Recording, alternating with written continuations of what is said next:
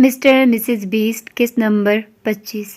ہسپتال کے operation theatre کے باہر احمد بے چینی سے ٹہل رہا تھا۔ اس کے چہرے پر گہری پریشانی رقم تھی، پیشانی پر پسینے کے قطرے چمک رہے تھے، جبکہ ہاتھ بار بار مٹھی میں بھینچ کر کھول رہا تھا۔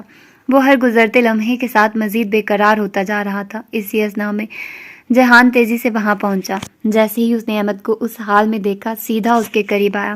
کیا صورتحال ہے احمد؟ جہان نے دھیرے سے پوچھا، مگر اس کی آواز میں واضح پریشانی تھی۔ احمد نے ایک تھکی ہوئی سانس لی۔ ابھی تک کچھ نہیں بتایا، اندر سے ڈاکٹرز نے کہا ہے کہ بس دعا کرو، کچھ بھی کہہ نہیں سکتے ابھی۔ جہان نے سختی سے اپنی مٹھیاں بند کی۔ وہ بھی بے بس تھا، کچھ نہیں کر سکتا تھا، صرف انتظار۔ اسی لمحے ہسپتال کے کوریڈور میں ایک ہلچل مچی۔ پولیس SHO دلاور خان اپنے 2 ماتحتوں کے ساتھ وہاں پہنچا۔ وہ احمد اور جہان کی طرف بڑھا، چہرے پر افسوس اور فکر کے آثار نمایاں تھے۔ احمد صاحب، جہان صاحب، بہت افسوس ہوا سن کر، مراد بہت اچھا انسان ہے، جس نے بھی یہ کیا ہے ہم اسے چھوڑیں گے نہیں۔ دلاور خان کی آواز میں عزم تھا۔ ہمیں امید ہے SHO صاحب، احمد نے تھکے ہوئے لہجے میں کہا، لیکن ابھی ہم آپ کو کوئی بیان نہیں دے سکتے، نہ ہی کوئی تفصیل۔ مراد خود بھی بے ہوش ہے اور مریم بھی اس وقت شدید صدمے میں ہے، وہ بھی عینی شاہد ہے۔ جیسے ہی وہ ہوش میں آئیں گے ہم آپ کو اطلاع دے دیں گے۔ دلاور خان نے گہری سانس لی اور سر ہلایا۔ میں سمجھ سکتا ہوں احمد صاحب، لیکن آپ کو جیسے ہی کوئی لیڈ ملے پلیز فوراً اطلاع دیجیے گا۔ پورے میڈیا میں یہ بات پھیل چکی ہے کہ کمشنر صاحب پر حملہ ہوا ہے۔ یہ حملہ ایک بڑی سازش لگ رہی ہے۔ بالکل، آپ فکر نہ کریں، جہان نے مختصر جواب دیا۔ دلاور خان نے ایک بار پھر تسلی دی اور پھر پولیس ٹیم کے ساتھ وہاں سے چلا گیا۔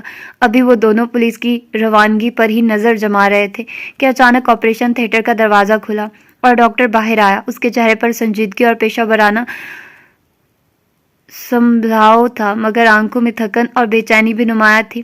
ڈاکٹر، کیسا ہے میرا بھائی؟ احمد نے بے چینی سے سوال کیا۔ ڈاکٹر نے ایک لمحے کو گہری سانس لی اور پھر بولا، دیکھیے، اگلے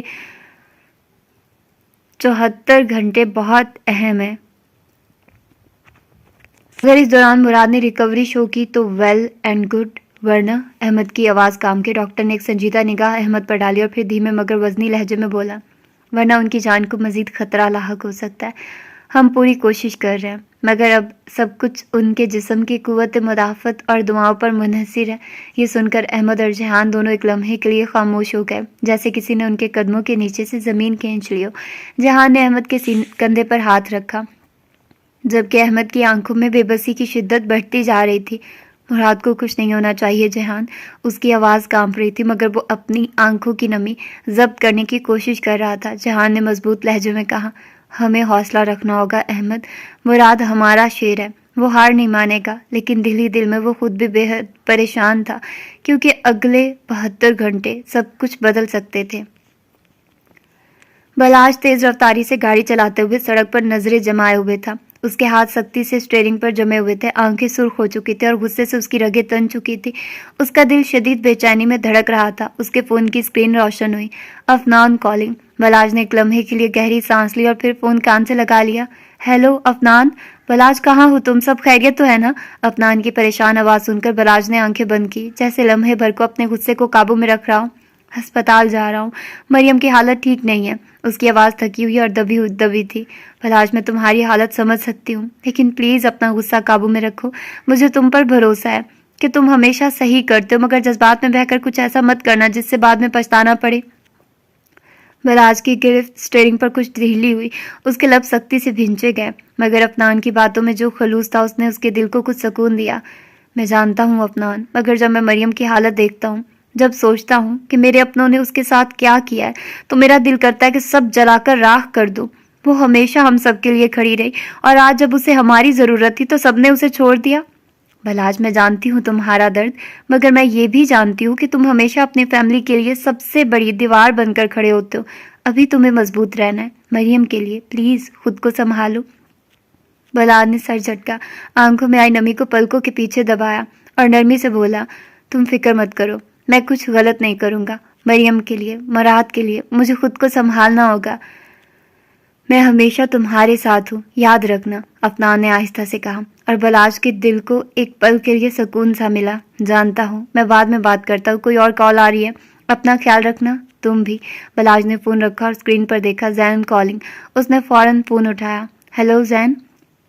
دوسری طرف سے زین بولا، کیا ہوا ہے؟ تو بلاش بولا، میں تجھ سے کل ملوں گا، پھر بات کریں گے۔ زین نے سر اس بات میں ہلایا اور بولا، چل ٹھیک ہے، میں نے بھی تجھ سے ایک بہت ضروری بات کرنی ہے۔ اس نے سر اس بات میں ہلایا اور فون کاٹ دیا۔ مریم کے کمرے میں مدھم سی روشنی جل رہی تھی۔ ECG مشین کی مدھم بپ سائرن کی طرح بران کے دل میں گونج رہی تھی۔ وہ مریم کے بیڈ کے قریب ایک کرسی پر بیٹھا تھا۔ اس کا ہاتھ نرمی سے مریم کی انگلیوں میں تھا اور اس کا ماتھا اس کی ہتھیلی پر ٹکا ہوا تھا۔ آنکھیں موندے جیسے دعا کر رہا ہو، جیسے اپنے رب سے التجا کر رہا ہو کہ اس کی مریم کو اس کے پاس واپس بھیج دے۔ بران کی پلکیں ابھی بھیگی ہوئی تھی، جیسے دن بھر کی اذیت اور بے بسی آنسوں میں ڈھل کر اس کے اندر ہی کہیں قید ہو گئی ہو۔ تبھی ایک ہلکی سی جنبش، جیسے کسی نے زندگی کا پیغام دیا ہو۔ بران کی بند آنکھوں نے فوراً کھلنے کی کوشش کی، مگر شاید وہ یہ یقین نہیں کر پا رہا تھا کہ اس کی دعا قبول ہوئی ہے۔ پھر دوبارہ مریم کی انگلیوں میں ایک لرزش ہوئی، جیسے کسی نے بہت تھکے ہوئے انداز میں کسی کو چھونے کی کوشش کی ہو۔ بران نے جھٹکے سے سر اٹھایا۔ اس کے چہرے پر ہزاروں جذبات ایک ساتھ دوڑ گئے۔ اس نے نرمی سے مریم کے گال پر ہاتھ رکھا، اس کی پیشانی پر ہتھیلی رکھی اور مدھم آواز میں پکارا، مریم، میری جان۔ مریم کی پلکیں ہلکی سی لرزی، جیسے کسی نے صدیوں بعد روشنی دیکھی ہو۔ وہ دھیرے دھیرے آنکھیں کھولنے لگی۔ بران کی شکل اس کی دھندلی نظروں میں ابھرنے لگی۔ بران، مریم کی مدھم اور کمزور آواز، جیسے کسی نے کسی بہت دور بیٹھے اپنے سب سے قریبی شخص کو بلایا ہو۔ بران کی آنکھوں میں ایک پل کے لیے نمی اتری، مگر وہ خود کو سنبھالتے ہوئے جھکا اور نرمی سے بولا، بولو بران کی جان۔ مریم کے خشک لبوں سے ایک اور التجا نکلی، پانی۔ بران فوراً سیدھا ہوا، جیسے کسی نے اس کے اندر نئی جان ڈال دی ہو۔ اس نے جھٹ سے پانی کا گلاس اٹھایا، اس میں پانی ڈالا اور پھر نرمی سے مریم کے لبوں سے لگایا۔ آہستہ، بس تھوڑا سا، آرام سے پیو، وہ نرمی سے بولا، جیسے کسی ناسمجھ بچے کو سمجھا رہا ہو۔ مریم نے چند گھونٹ لیے، پھر تکن سے آنکھیں موند لی۔ بران نے گلاس سائڈ پر رکھا اور اس کی پیشانی کو نرمی سے سہلانے لگا۔ اتنے میں دروازہ کھلا اور ڈاکٹر اندر آئی۔ ماشاءاللہ، یہ تو بہت خوشی کی بات ہے، ڈاکٹر مسکراتے ہوئے بولی۔ بران نے چونک کر ڈاکٹر کی طرف دیکھا، اس کی آنکھوں میں ابھی بھی بے یقینی تھی۔ مبارک ہو بران صاحب، مریم خطرے سے باہر ہے، البتہ ہم انہیں 2 دن مزید یہاں رکھیں گے تاکہ مکمل تسلی ہو جائے، اس کے بعد آپ انہیں گھر لے جا سکتے ہیں۔ بران نے گہری سانس لی، جیسے پہلی بار دن بھر کے بوجھ سے نجات ملی ہو۔ اس نے مریم کی پیشانی پر ہلکا سا بوسہ دیا اور دھیرے سے سرگوشی کی، اللہ نے میری دعا سن لی۔ ڈاکٹر نے کچھ اور ہدایات دی اور پھر باہر نکل گئی۔ بران نے مریم کی طرف دیکھا، جو مدھم نظروں سے اسے دیکھ رہی تھی۔ اس نے آہستہ سے ہاتھ بڑھایا اور مریم کو سہارا دے کر اپنی گود میں سر رکھ دیا۔ اب کیسی طبیعت ہے؟ اس نے نرمی سے پوچھا۔ اس کی انگلیاں مریم کے بالوں میں الجھنے لگی۔ مریم نے آنکھیں بند کی اور پھر جیسے کسی چھوٹے بچے کی طرح ضدی لہجے میں بولی، میں بہت تکلیف میں ہوں بران، سب نے میرے ساتھ ایسا کیوں کیا؟ میں نے کسی کا کیا بگاڑا تھا؟ بران کی انگلیاں رکی۔ اس نے مریم کے چہرے کی طرف دیکھا، جو اب آنسوؤں سے تر ہونے لگا تھا۔ مہاپارا نے مجھ پر الزام لگا دیا، ہمنا چچی نے مجھے دھتکار دیا، میرے اپنوں نے مجھے بے دخل کر دیا بران۔ مریم کی آواز کانپنے لگی تھی، جیسے دل میں جمع درد اب بہنے کو بےتاب ہو۔ بران نے نرمی سے اس کے آنسو اپنی انگلی سے صاف کیے اور دھیرے سے بولا، جانتا ہوں، اور شاید اسی لیے میں ان سب سے لڑ کر تمہیں یہاں لے آیا ہوں۔ مریم نے پھر ہچکی لی، اور سب نے تو مجھ پر الزام لگا دیا، تمہیں بھی لگاؤ تھا۔ وہ کسی بچے کی طرح اس سے سب کی شکایتیں لگا رہی تھی، اور وہ اسے کسی بچے کی طرح ہی پیش آتے، اس کا سر اپنی گود میں رکھے بالوں میں انگلیاں چلاتے ہوئے اس کی تمام شکایات سن رہا تھا۔ بران نے سختی سے نفی میں سر ہلایا، کبھی نہیں مریم، تم پر الزام لگانا تو دور کی بات، اگر تم خود بھی کہو کہ تم نے ایسا کیا تو بھی میں نہیں مانوں گا۔ میں تمہیں جانتا ہوں، میں ایمان رکھتا ہوں تمہاری ہر بات پر۔ مریم نے بھیگی آنکھوں سے اسے دیکھا اور پھر آہستہ سے اس کا ہاتھ تھام لیا۔ بران، کیا تم ہمیشہ میرے ساتھ رہو گے؟ بران نے نرمی سے اس کا ہاتھ اپنے ہاتھوں میں جکڑ لیا اور دھیرے سے کہا، میں تمہیں چھوڑنے کے لیے نہیں آیا مریم، میں تمہیں ہمیشہ کے لیے اپنے ساتھ رکھنے آیا ہوں۔ مریم نے ذرا سا مسکرایا، جیسے مسکرانے میں بھی تکلیف ہو رہی ہو۔ لیکن تمہیں سب سے لڑ کر نہیں آنا چاہیے تھا، انہوں نے تمہیں تو کچھ نہیں کہا تھا نا؟ بران کے تاثرات پتھریلے ہو گئے اور وہ بولا، جن لوگوں کی نظر میں میری بیوی کی کوئی وقت نہیں ہے، میرا ان کے بیچ رہنا کسی سزا موت سے کم نہیں ہے۔ مریم خاموش ہو گئی۔ بران نے نرمی سے اس کے بالوں میں انگلیاں چلائی، اب بس آرام کرو۔ اس کے بعد پر مریم نے آنکھیں موند لی اور وہ اس کے بالوں میں انگلیاں چلاتا رہا۔ رات کا نہ جانے کون سا پہر تھا جب راہداری میں کسی کے بھاری بوٹوں کی آواز گونجی۔ وہ آواز آہستہ آہستہ بڑھتی جا رہی تھی اور اس کی رفتار میں تیزی آ چکی تھی۔ وہ آواز ایک کمرے کے سامنے جا کر رکی۔ اس شخص نے جلدی سے دروازہ کھولا، مگر اس سے پہلے وہ اندر داخل ہوتا، بران نے اسے قابو کرتے اندر جانے سے روکا اور اسے لیے کوریڈور میں آیا۔ فرحان سنبھالو خود کو، بڑی مشکل سے سوئی ہے وہ۔ فرحان جو مریم کا سنتے ہی بوکھلاہٹ میں یہاں پہنچا تھا، فرحان اسے پکڑتے ہوئے بولا۔ اتنے میں بلاج وہاں پہنچا اور اسے بازو سے پکڑتے گلے سے لگایا۔ جا آگ لگا دے سلطان حویلی اور کارا بے مینشن کو، قسم سے اف تک نہیں کروں گا، میری بہن کا یہ حال کر دیا انہوں نے۔ بلاج سختی سے اسے گلے لگائے ہوئے بولا، میں ان لوگوں کے منہ نہیں لگنا چاہتا، قصور میرا اپنا ہے، میں نے اپنی بہن کے معاملے میں ان پر اعتبار کیا۔ فرحان دکھ سے بولا۔ بلاج اس سے الگ ہوا اور اس کے شانے پہ ہاتھ رکھا۔ میں اس معاملے کو ایسے نہیں چھوڑوں گا۔ تو فرحان نے افسوس سے اسے دیکھا، کیونکہ وہ جانتا تھا کہ ان پتھروں پر کچھ فرق نہیں پڑتا۔ مراد کیسا ہے؟ فرحان نے ماتھا مسلتے ہوئے پوچھا۔ فرحان نے گہری سانس بھری اور بولا، اگلے 72 گھنٹے اہم ہیں، دعا کی ضرورت ہے، اللہ اسے ہمت دے، کچھ نہیں ہوگا اسے، انشاءاللہ شیر ہے وہ، شیر۔ فرحان کا شانہ تھپکے ہوئے بولا تو اس نے سر ہلایا۔ رات کافی کٹھن تھی، زندگی کا ایک سیاہ باب پھر شروع ہو چکا تھا۔ دوبارہ؟ کیا ماضی کا سیاہ باب؟ نہیں تو پھر ادھورا باب۔ ادھورا؟ ہاں ادھورا۔ کیا ادھورا؟ تاریخ ادھوری۔ کس کی تاریخ؟ محبت کی تاریخ۔ کیا ہے تاریخ؟ سیاہ ہے بہت۔ ہے کیا؟ کہا تو اندھیرا ہے۔ کچھ دکھا؟ نہیں، اندھیرے میں صرف ایک چیز دکھتی ہے۔ کیا؟ سیاہ رنگ۔ سیاہ رنگ؟ نہیں، محبت کا رنگ۔ محبت؟ ہاں محبت۔ فجر کی اذانیں ہو چکی تھی، مگر سلطان حویلی میں ابھی تک گہری خاموشی تھی۔ ہلکی روشنی پھیلنے لگی تھی جب گیٹ پر ایک گاڑی آ کر رکی۔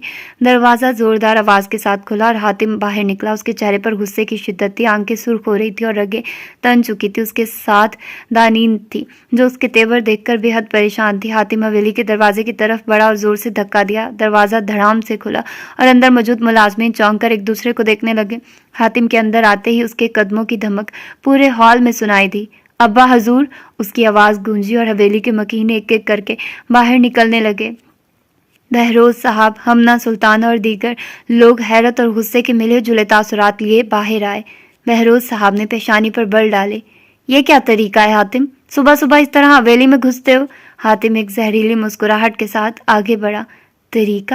آپ کو طریقے کی اتنی فکر کیوں ہو رہی ہے ابا حضور؟ جب میری بہن کو دھکے دے کر گھر سے نکالا تھا تب کوئی طریقہ یاد نہیں آیا تھا؟ حاتم زبان سنبھال کر بات کرو، رودابہ سلطان نے آگے بڑھتے ہوئے کہا۔ زبان؟ حاتم نے طنزیہ ہنسی ہنس کر سر جھٹکا۔ کیا کروں؟ زبان بند رکھوں؟ جیسے آپ سب نے میری بہن کے ساتھ ظلم کر کے رکھ لی تھی۔ اس کی نظریں ایک ایک چہرے کو گھور رہی تھی۔ کیا سمجھا تھا؟ مجھے پتہ نہیں چلے گا؟ میں خاموش رہوں گا؟ میری بہن کو گھر سے نکال دیا، اس کی وفاداری پر سوال اٹھائے اور سب مزے سے سو رہے تھے۔ اس نے سامنے رکھا گلدان اٹھا کر زمین پر پٹخ دیا۔ شیشے کی کرچیاں دور تک بکھر گئی۔ دانین نے اس کا بازو تھاما۔ حاتم پلیز۔ دانین تم کچھ مت کہو، حاتم نے دانین کو روکتے ہوئے کہا۔ پھر وہ دوبارہ بہروز صاحب کی طرف پلٹا۔ آپ لوگوں کو کیا لگا میں یہاں آ کر چپ چاپ سنوں گا؟ نہیں، میں سننے نہیں آیا، میں آپ سب کو بتانے آیا ہوں کہ اگر میری بہن کو کچھ ہوا نا تو میں اس حویلی کو زمین بوس کر دوں گا۔ حاتم حد میں رہو، بہروز صاحب غصے میں بولے، جبکہ شہروز سلطان اور عائشہ سلطان سکون سے صوفے پر جا بیٹھے۔ حد؟ حاتم کی ہنسی میں زہر تھا۔ حد تو آپ سب نے پار کی ہے ابا حضور، اور ہاں یاد رکھیے گا مجھے جان سے زیادہ عزیز ہے وہ، اس کے لیے میں جان دے بھی سکتا ہوں اور جان لے بھی سکتا ہوں۔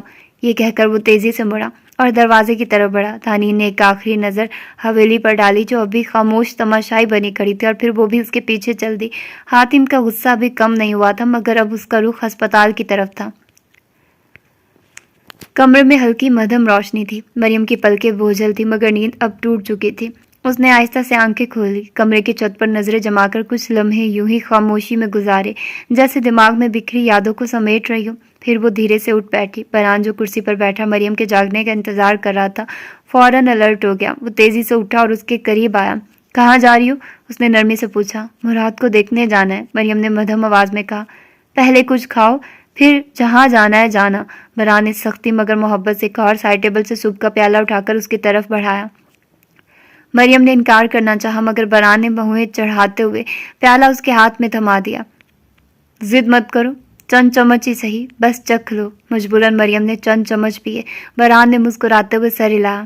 اب آرام کرو، میں ڈاکٹر سے بات کرتا ہوں، فرحان نے کہا۔ نہیں، مجھے مراد کو دیکھنے جانا ہے، مریم نے کہا اور بیڈ سے اترنے لگی۔ مریم ابھی نہیں، تمہاری حالت ٹھیک نہیں ابھی، فرحان نے انکار کیا۔ مریم نے ضد نہیں کی اور خاموشی سے منہ پھلا کر بیٹھ گئی۔ فرحان کو وہ کوئی چھوٹی سی بچی لگی جو اپنی پسند کا کھلونا نہ ملنے پر منہ پھلا لے۔ ایک نظر اسے دیکھتا فرحان کمرے سے باہر نکلتے آئی سی یو کی طرف بڑھا۔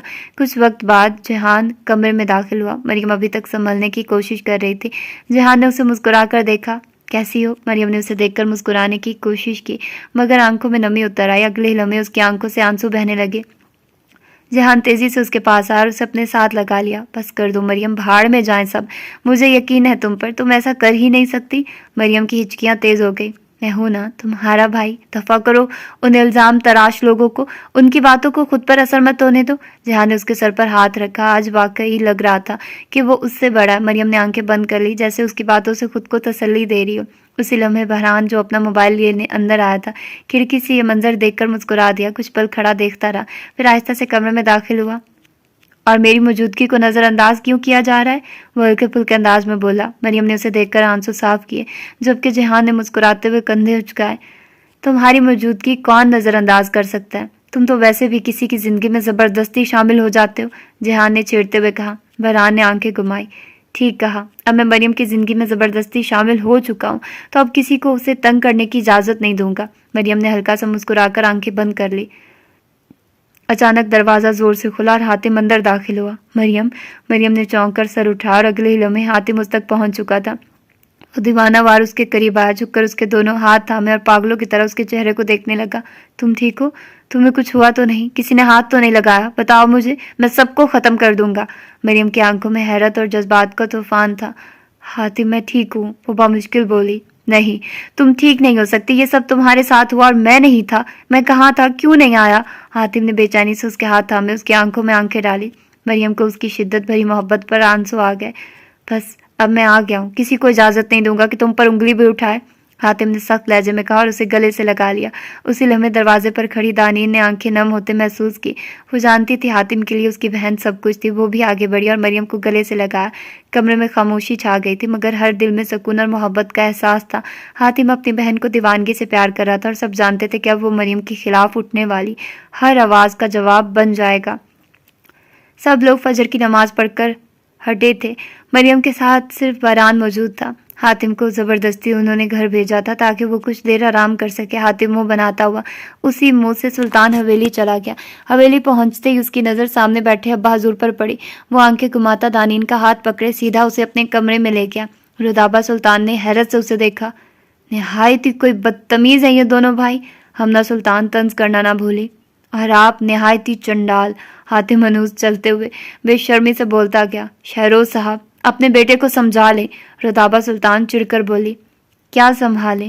میں کوئی دودھ پیتا بچہ ہوں کیا؟ اور آپ تو میرے منہ ہی نہ لگے تو بہتر ہوگا، بلکہ بہترین ہوگا، کیونکہ جو کچھ میری بہن کے ساتھ آپ نے کیا ہے نا، میری تو 7 نسلیں نہ آپ کو بخشیں۔ حاتم ان کے منہ پر دبے دبے غصے سے بولا۔ زبان سنبھال کر بات کرو حاتم، ابا حضور روب سے بولے۔ میری زبان کو چھوڑیے، ہے ہی گز بھر کی، شکرانے کے نوافل ادا کریں جا کر کے میری بہن کو کچھ نہیں ہوا، ورنہ میں آپ سب کے 14 طبق روشن کر دیتا، حاتم ڈٹائی سے بولا۔ تو شہروز صاحب نے اپنی امڑ آنے والی مسکراہٹ پر ہاتھ رکھتے بامشکل چھپایا۔ حاتم اپنی زبان کے جوہر دکھاتا دانین کا ہاتھ جھٹکے سے پکڑتے سیدھا کمرے میں جا بند ہوا۔ دانین کسی کٹی پتنگ کی طرح اس کے ساتھ جھول گئی۔ فرحان، بلاج، احمد اور جہان آئی سی یو کے باہر بیٹھے تھے۔ انہوں نے ایک پل کے لیے بھی کمر سیدھی نہ کی تھی۔ ڈاکٹر نماز کے بعد مریم کو چیک کر گئی تھی اور دوسری طرف 2 سینئر ڈاکٹرز مراد کو چیک کر کے آئے مگر ان کے چہروں پر امید کی کوئی رمق نہ تھی۔ بس دعا کریں، وہ ان سے کہتے چلے گئے۔ وہ لوگ بینچ پر افسردہ بیٹھے تھے جب مہپارہ، رودابہ سلطان اور زیان کے ساتھ وہاں آئے۔ فرحان نے نخوت سے چہرہ موڑا اور اٹھتے اپنے قدم مریم کے کمرے کی سمت بڑھائے۔ مہپارہ بغیر ادھر ادھر دیکھے سیدھا آئی سی یو کے اندر بڑھ گئی۔ رودابہ سلطان بھی اس کے پیچھے چل دی۔ زیان وہاں ان سب کے ساتھ بیٹھ گیا۔ فرحان دھیرے سے دروازہ کھول کر اندر آیا۔ کمرے میں ہلکی روشنی تھی۔ فرحان صوفے کی پشت سے ٹیک لگائے سو رہا تھا اور مریم بیڈ پر کمبل اوڑھے گہری نیند میں تھی۔ فرحان خاموشی سے مریم کے پاس جا کر بیٹھ گیا، اس کے چہرے کو غور سے دیکھنے لگا۔ کمزوری اور صدمے کے آثار اب بھی نمایاں تھے مگر چہرے پر ایک عجب سکون تھا، جیسے وہ خود کو محفوظ محسوس کر رہی ہو۔ چل ہمیں یوں ہی گزرے، پھر مریم کی پلکیں دھیرے دھیرے کام پی اور وہ آہستہ آہستہ آنکھیں کھولنے لگی۔ اس کی نظریں سامنے بیٹھی ہلکی مسکراہٹ لیے فرحان پر پڑی تو ایک لمحے کو یقین نہ آیا مگر پھر جیسے سب بھول کر ایک ہی لفظ لبوں سے نکلا، بھائی۔ فرحان کی مسکراہٹ اور گہری ہو گئی۔ بھائی کی جان، اس نے محبت سے کہا اور آہستہ سے اس کے بالوں میں ہاتھ پھیرا۔ مریم کی آنکھوں میں نمی چمکنے لگی، وہ کمزوری کے باوجود تھوڑا سا اوپر اٹھی اور فرحان کے کندھے سے لگ گئی۔ فرحان نے فوراً اسے تھام لیا، جیسے بچپن میں تھامتا تھا جب وہ رو پڑتی تھی۔ بس میری بہن، سب ٹھیک ہے، میں یہاں ہوں۔ اس کی آواز میں بے حد نرمی اور اپنائیت تھی۔ مریم نے آنکھیں بند کر کے سر ہلایا۔ آپ کہاں تھے بھائی؟ فرحان نے گہری سانس لی۔ میں یہیں تھا، تمہارے قریب، بس دیر سے پہنچا، معاف کر دو مجھے۔ آپ کو پتہ ہے مجھے آپ کی سب سے زیادہ ضرورت تھی۔ مریم نے سر اٹھا کر شکوہ کیا۔ فرحان نے اس کے گال پر ہاتھ رکھا۔ اب میں کہیں نہیں جا رہا، ہمیشہ تمہارے ساتھ رہوں گا۔ اتنے میں بران کروٹ بدل کر جاگ گیا۔ اس نے آنکھیں کھول کر پہلے مریم کو دیکھا، پھر پاس بیٹھے فرحان کو۔ ایک پل کے لیے وہ خاموش رہا، پھر ہلکا سا مسکرا دیا۔ تو تم لوگ میرے بغیر ہی ملاقات کر رہے ہو؟ اس نے نیم خفگی سے کہا۔ مریم نے آنسو صاف کیا اور مسکرا کر بران کو دیکھا۔ تم تو سو رہے تھے، ہم نے سوچا ڈسٹرب نہ کریں۔ فرحان نے سر ہلا کر کہا۔ بران، تمہارا شکریہ ادا کرنا بنتا ہے، مگر میں جانتا ہوں تم شکریہ سننا پسند نہیں کرتے۔ بس اتنا کہوں گا کہ تم نے جو کیا وہ شاید میں بھی نہ کر پاتا۔ بران نے گہری نظر اس پر ڈال لی، پھر ہلکے سے سر جھکا دیا۔ مریم میری ذمہ داری ہے فرحان، میں اسے کبھی تنہا نہیں چھوڑوں گا۔ فرحان نے مسکرا کر مریم کے سر پر بوسہ دیا۔ اور میں بھی ہمیشہ تمہارے ساتھ ہوں میری بہن۔ مریم نے سر جھکا لیا، آنکھوں میں سکون اور محبت کی چمک تھی۔ وہ لمحہ ایک نئی امید، ایک نئے آغاز کی علامت تھا۔ دن کی روشنی اب مدھم پڑ رہی تھی، کھڑکیوں کے پار سورج آہستہ آہستہ نکل رہا تھا۔ ہلکی سنہری روشنی کمرے میں گھل رہی تھی، جو مدھم پردوں کے راستے اندر داخل ہو رہی تھی۔ سلطان حویلی کے لان میں پرندے اپنی رات کی پناہ گاہوں کی طرف لوٹ رہے تھے اور فضا میں شام کی ٹھنڈک گھلنے لگی تھی۔ کمرے کے اندر سکون سا تھا۔ حاتم بیڈ پر گہری نیند سو رہا تھا، جبکہ دانین کمرے کی ترتیب درست کر رہی تھی۔ وہ خاموشی سے چیزیں سمیٹ رہی تھی، کپڑوں کو الماری میں رکھ رہی تھی اور بیڈ کے پاس پڑی ٹیبل پر بکھری ہوئی چیزوں کو ترتیب دے رہی تھی۔ اس کی نظریں بار بار حاتم کی طرف اٹھ رہی تھی، جو نیند میں سکون سے لگ رہا تھا، مگر اس کے چہرے کی زردی اور ہلکی سوجن کچھ اور کہہ رہی تھی۔ اور اچانک حاتم نے نیند میں ہی تکلیف بھری سسکی لی اور کروٹ بدلتے تیزی سے سر پکڑ لیا۔ دانین، اس کی آواز کمزور تھی مگر درد سے بھری ہوئی۔ دانین فوراً چونک گئی۔ حاتم، وہ گھبرا کر اس کے پاس آئی۔ حاتم دونوں ہاتھوں سے اپنا سر تھامے بیٹھا تھا، جیسے کوئی تیز چاقو اس کے دماغ میں گھس گیا۔ حاتم، کیا ہوا؟ دانین نے جلدی سے اس کے شانے پر ہاتھ رکھا، مگر وہ سختی سے سر تھامے رہا، جیسے کسی بھی لمحے سے اس کی تکلیف اور بڑھ جائے گی۔ درد ہو رہا ہے، بہت زیادہ۔ حاتم کی آواز میں بے بسی تھی۔ رکو، میں پانی لاتی ہوں۔ دانین تیزی سے سائڈ ٹیبل کی طرف بڑھی اور پانی کا گلاس بھرنے لگی، مگر جیسے ہی اس نے پلٹ کر دیکھا حاتم، اس کی سانس اٹکی۔ حاتم کی ناک سے خون نکلنے لگا تھا، گہرے سرخ رنگ کا گرم سیال اس کے ہونٹوں تک آ چکا تھا۔ یا اللہ! دانین کی آنکھیں خوف سے پھیل گئی۔ حاتم، خون! حاتم نے فوراً ہاتھ سے خون صاف کرنے کی کوشش کی، مگر جیسے ہی اس نے اپنی ہتھیلی پر خون دیکھا، وہ جھٹکے سے اٹھ کھڑا ہوا اور تیزی سے باتھ روم کی طرف بڑھا۔ حاتم، سنیے نا! مگر حاتم کچھ نہ بولا، وہ سیدھا باتھ روم میں چلا گیا اور دروازہ بند کر لیا۔ دانین ساکت کھڑی رہی، دل جیسے مٹھی میں آ گیا، آنکھیں نم ہونے لگی۔ کتنا تکلیف میں، اور مجھ سے کچھ بھی نہیں کہتا۔ کچھ لمحے گزرے، پھر دروازہ کھلا، حاتم باہر آ رہا، اس کا چہرہ پانی سے تر تھا اور وہ سفید ٹاول سے اپنے بال خشک کر رہا تھا، مگر دانین کی نظر اس کے چہرے کی زردی پر جمی تھی۔ وہ آگے بڑھی اور خاموشی سے سائڈ ٹیبل سے دوائی اٹھائی۔ یہ آپ کی دوا؟ حاتم چونکا، اسے حیرت ہوئی کہ دانین کو اس کی دوائیوں کا پتہ تھا۔ وہ خاموشی سے اس کے ہاتھ سے دوا لے کر کھانے لگا۔